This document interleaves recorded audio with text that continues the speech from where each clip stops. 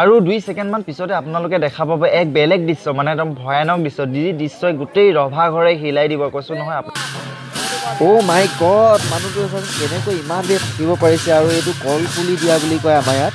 নমস্কাৰ বন্ধুসকল কি খবৰ বাৰু আৰু এটা নতুন ভিডিঅ'লৈ আপোনালোকক পুনৰবাৰ স্বাগতম জনাইছো আৰু আজি মানে আমাৰ গাঁৱত এখন দহা আছে মানে দহা মানে কি বুজিছে আপোনালোকে আইডিয়া সদা আৰু আমাৰ এজন দদৌ ঢুকালে আৰু দদৌৰ আজি 10 দিনীয়া কালি 10 দিনীয়া হৈ গ'ল আজি দহা আৰু সেই দহাখনলৈ যাবলৈ ওলাইছো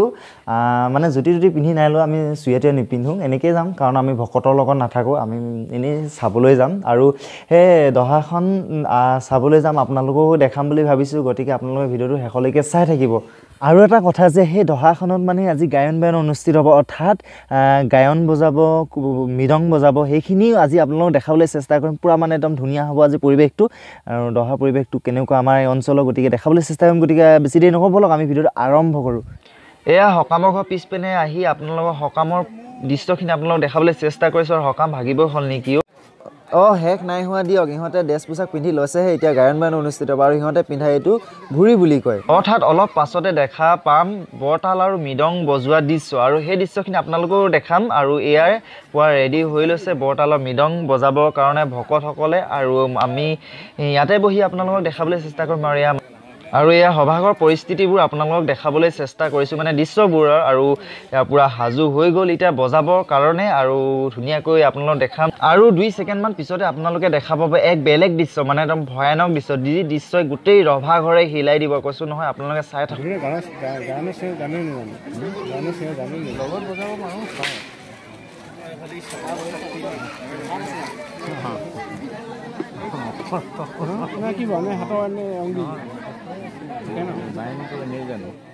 আৰু মাজতে এটা কথা কওঁ যে এই অলপ আধা মুখখন ওলাই আছে যে এই মানুহজন অৰ্থাৎ এজন আমাৰ ছাৰ হয় এলপি স্কুলৰ ছাৰ আছিলে আৰু এই ছাৰজনে বৰ্তমান মানে কৈছে যে এই গায়ন বায়ন কেনেকৈ সৃষ্টি হৈছিলে অৰ্থাৎ এই গায়ন বায়ন সৃষ্টি হৈছিলে যে শ্ৰীমন্ত শংকৰদেৱে সৃষ্টি কৰিছিলে গায়ন বায়ন আৰু নামঘৰ গায়ন বায়ন মানে শ্ৰীমন্ত শংকৰদেৱে সৃষ্টি কৰিছিলে সেই সৃষ্টি আজি বজাই ৰাখিবৰ কাৰণে আমাৰ এনেকৈ মৃতকক আমি এনেকৈ শান্তিভাৱে গায়ন বায়ন বজাই বুলি তেখেতে বুজাই দিছিলে সেইখিনি মানে কথাখিনি অলপ স্পষ্টকৈ আপোনালোকক শুনা নাপালে মই মানে শুনি আছিলোঁ সেই গতিকে সেই কথাখিনি আপোনালোকক মই আকৌ এবাৰ ভালকৈ বুজাই দিলোঁ আৰু এতিয়া আপোনালোকে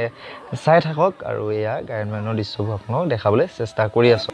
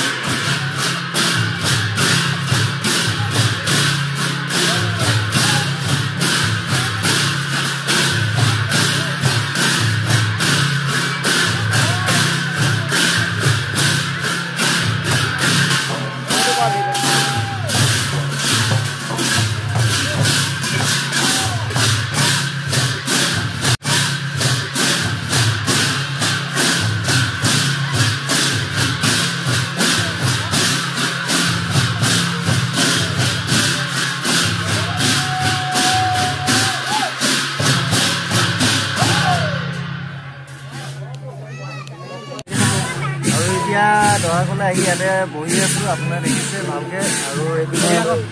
চাওক পুৰা গায়ন বজাই আছে তাতে হৈ আছে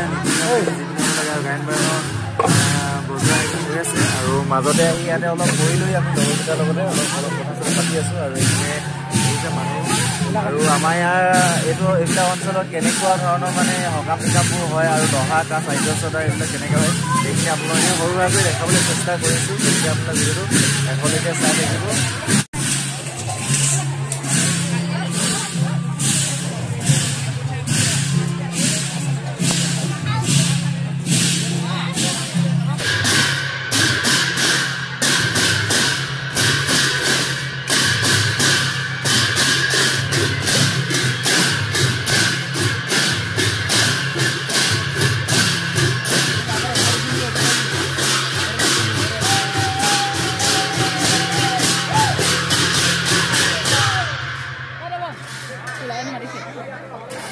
আৰু এনেকৈ প্ৰায় 1.5 ঘণ্টামান বজোৱাৰ পাছত গায়ন বায়নৰ দৃশ্য ইমানতে পৰিসমাপ্তি ঘটিলে লাহেকৈ সকলো ভকতে বহি পিনে এতিয়া আশীৰ্বাদ ল'ব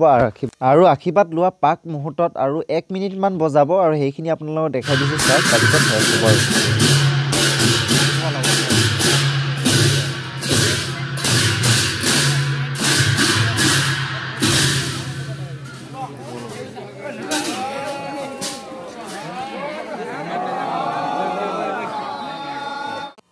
আৰু দহাও ভাগিলেগৈ আৰু মাহ প্ৰসাদ দিব বছ ভাগিব আৰু ভিডিঅ'টো আজিলৈ ইমানতে সমাপ্ত কৰোঁ যদি ভিডিঅ'টো ভাল লাগিল তেনেহ'লে লাইক এটা কৰি দিব বুলি আশা কৰিলোঁ আৰু চেনেলটো ছাবস্ক্ৰাইব কৰিবলৈ একেবাৰে নাপাহৰিব তাৰ কাষত থকা বেল আইকনটো সেইটো প্ৰেছ কৰি থৈ যাব